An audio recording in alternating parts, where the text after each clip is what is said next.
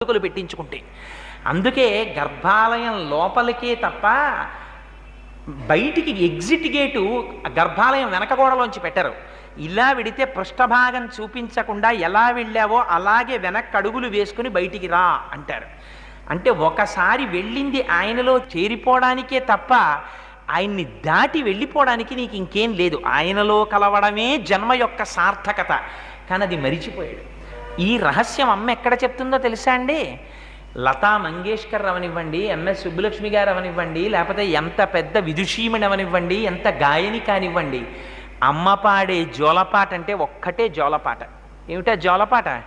ఉయ్యాల్లో పడుకోబెడుతుంది, ఉయ్యాల ఊపుతుంది, పిల్లాన్ని తొట్లో పెట్టామనో అదొక పెద్ద సంబరం.